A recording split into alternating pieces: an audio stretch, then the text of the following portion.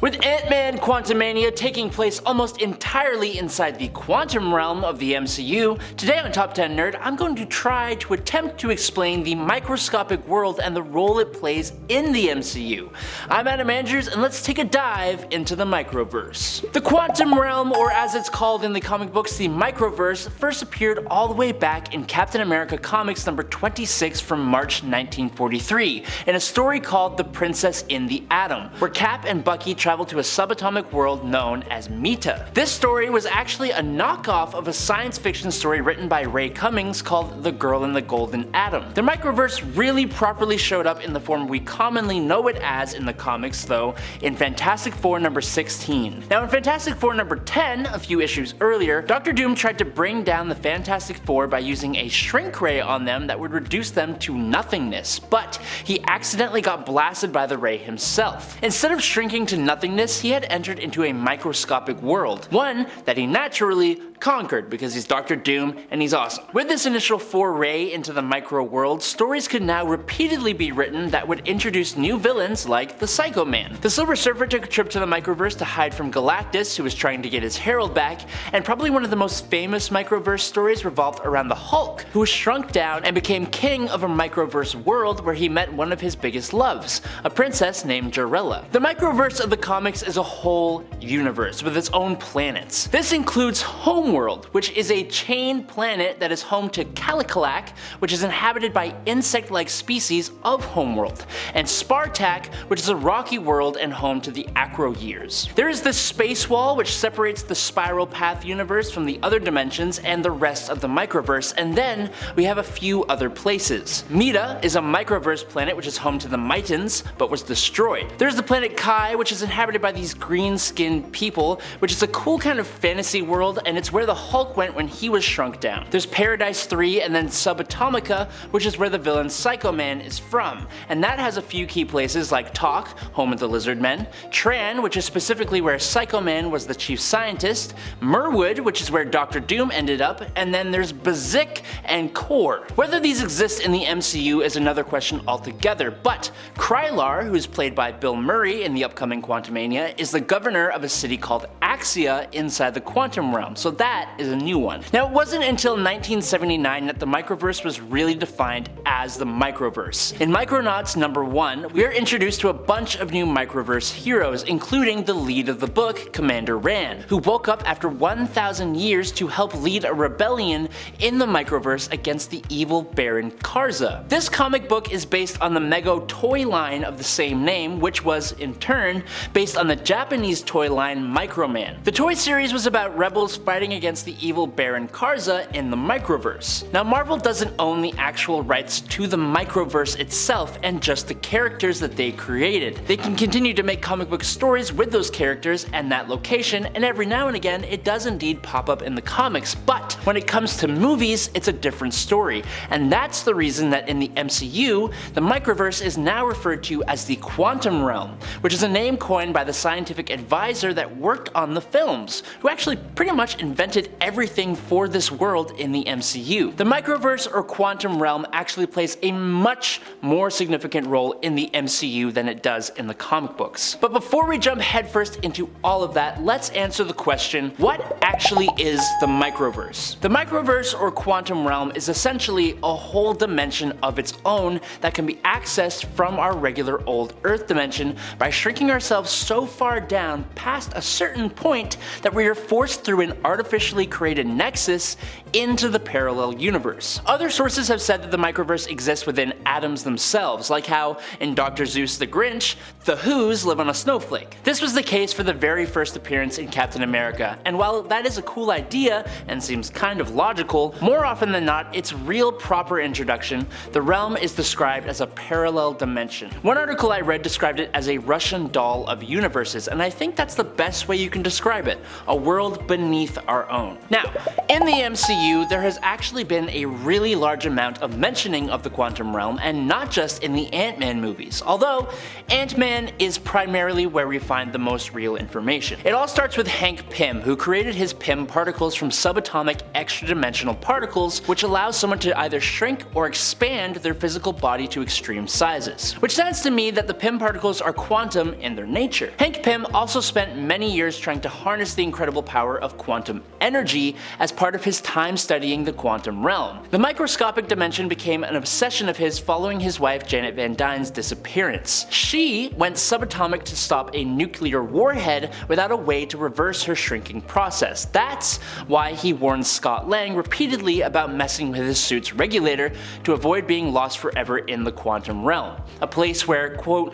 all concepts of time and space become irrelevant. That part is important. But at the end of the first Ant-Man movie, Scott went subatomic anyways to save his daughter Cassie, and he entered the quantum realm, or what I think is that he got as far as you can go before entering the quantum realm. As he shrunk, he passed through smaller and smaller worlds, each beautiful and haunting in its own way. When Scott finally stopped shrinking, he arrived in an empty, dark void dotted with only a few specks of light and all these weird things going on. But his suit is out of juice, so he couldn't go any further.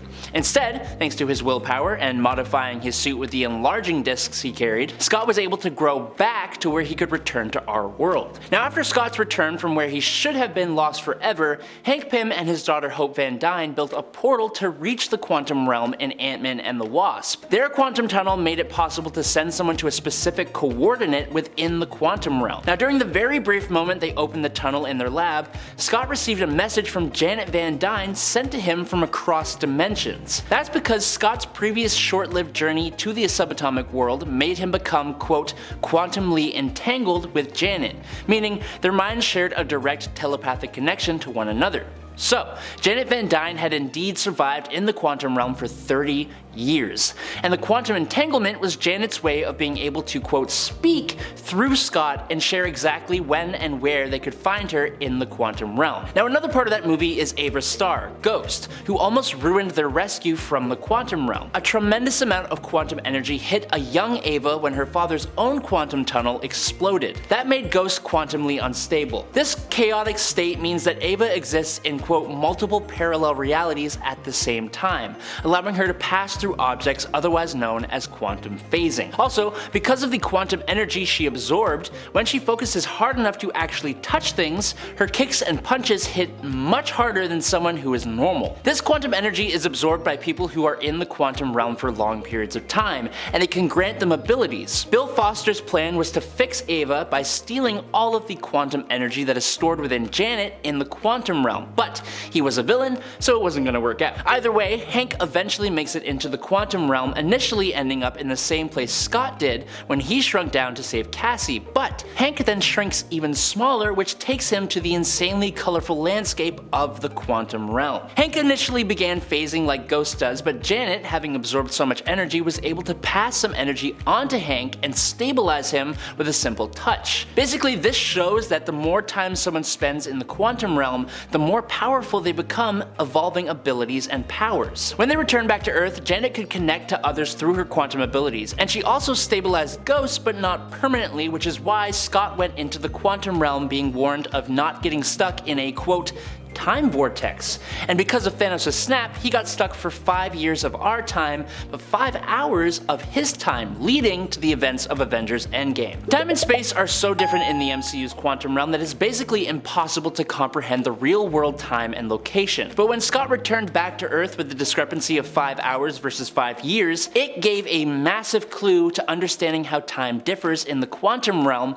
which allowed Bruce Banner, and eventually Tony Stark, to figure out how to map out time through the quantum realm, turning the realm into a time machine. By using time tunnels in the quantum realm, the Avengers were able to go back in time and collect the Infinity Stones needed to undo the snap. But now the question a lot of people are wondering is how this connects to Kang the Conqueror, and why is he in the quantum realm? With the information from Ant-Man and the Avengers, plus things learned in season 1 of Loki, we can make a guess. So all the way back in the 31st century, an Earth scientist named Nathaniel Richards discovered how to travel between alternate worlds. Eventually, so did the variants of him from alternate Earths. While many of them worked together, others didn't want to play ball, and wanted to use this powerful ability to conquer. The opposing viewpoints resulted in an all-out multiversal war that threatened the very existence of everything. That is, until the original Nathaniel ultimately defeated his variants and won the war after he discovered the monster Alioth. Dubbing himself He Who Remains, he used the creature Alioth to guard his secret citadel from which he created the TVA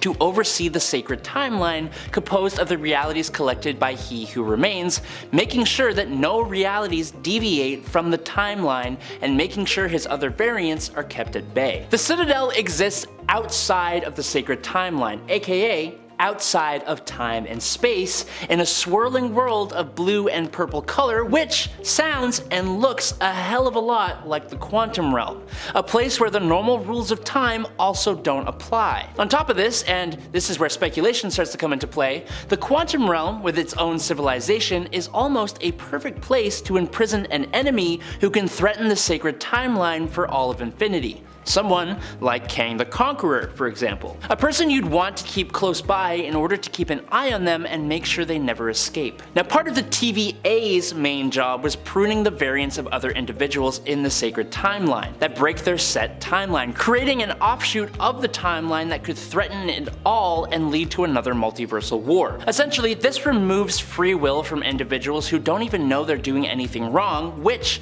is why Loki and Sylvie, who were set to be removed for breaking the sacred timeline's rules, go against the TVA, going all the way to the citadel of He Who Remains, and then Sylvie kills him. When this happened, He Who Remains assumed it would lead to another multiversal war that played out exactly how it had before, with him being victorious. But that's not what happened. Instead, one of his variants came out on top, and they were now in charge of the TVA, changing the memories of the TVA's workers, but not Loki or Sylvie, as they were outside the sacred timeline when He Who Remains died. Now, if this is true, then the Kang the Conqueror appearing in Quantumania could be this new Nathaniel Richards that won the new multiversal war and is now trying to invade and conquer the other timelines using the quantum realm as his base of operations, with its citizens and civilizations either standing with him as his army or rebelling against the powerful Conqueror. But hey, that's all the info we have on the Microverse, aka the quantum realm, really. Did you find this information helpful? Let us know in the comments with a like or a subscribe, but in the meantime, I've been Adam Andrews, this is Top 10 Nerd, and I'll catch you all on the flippy flop. Peace out, nerds!